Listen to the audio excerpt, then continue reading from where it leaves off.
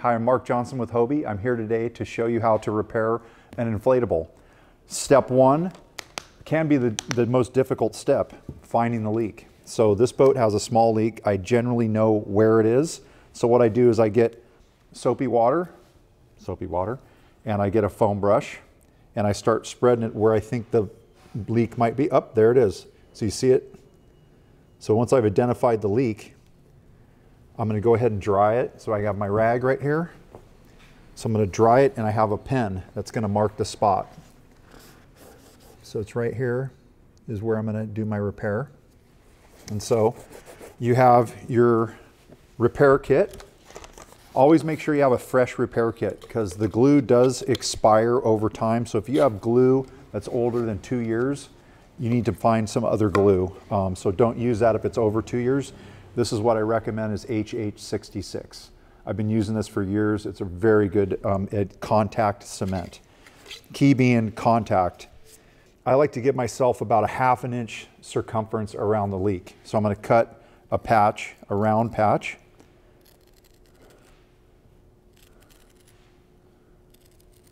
It's approximately 1/2 inch around each side, about 1 inch total. And I don't want any hard edges on it. I want them to all be nice and smooth. It makes it look a little bit better.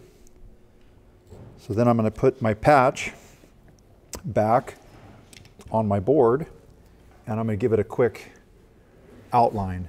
Reason being is I want to contain the glue. I don't want it to go outside of my lines there. It's hard to do a repair with a boat that's inflated. After I've deflated the board, I'm going to go ahead and get gloves on because I don't want to get glue all over myself. And I don't want to get glue all over the board or anything like that. So what I like to do is I like to make sure that both surfaces get a little bit cleaned up. So I use isopropyl alcohol.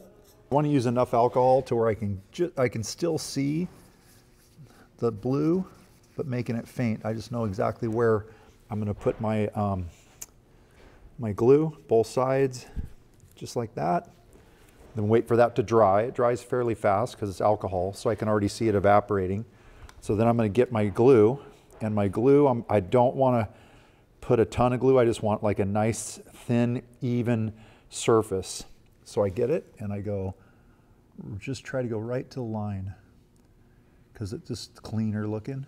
Stay right to it. Get it up there. If you go outside, it's okay. Get it up there.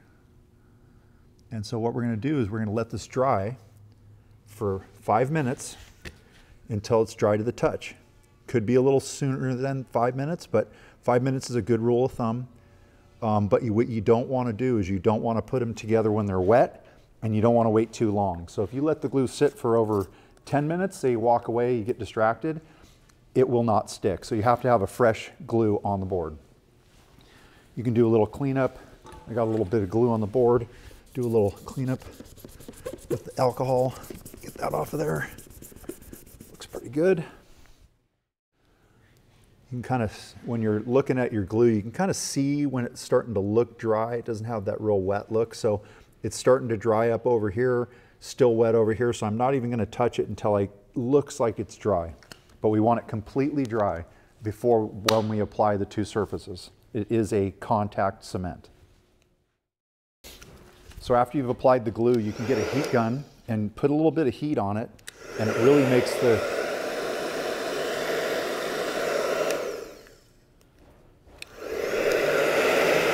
there we go.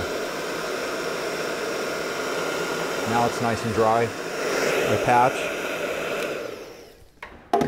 The heat gun really makes the glue pliable and really makes it want to stick. So I'm totally dry to the touch on both sides. So I see my lines. Put my patch right over where I drew the picture, drew the pen line, and then I grab my dull tool. Never want to use a sharp tool around inflatable, and I press it hard. The key to a good patch is pressure, and I'll show you in a second what I do. I just go over the whole entire thing, pressing it down on all sides. I got a nice good bond there. So then I'm going to come back with a couple of blocks. This could be a block of wood. This happens to be just ABS plastic. And I fold it up like this, and I put my other piece down below, and then I grab my C-clamp. There we go. So I get a good clamp on it, and I leave it clamped 8 hours. So we really get a good bond. After 8 hours, I'll pump it back up. I'll go get my soapy water, go around the edges just to make sure that the hole has been patched properly. The keys to a good patch: clean surface. You put glue on both the board and the patch, let it dry to the touch, and then a little bit of heat really activates that glue when it's dry. You put the two together and it's fused. So you get a really good, confident repair.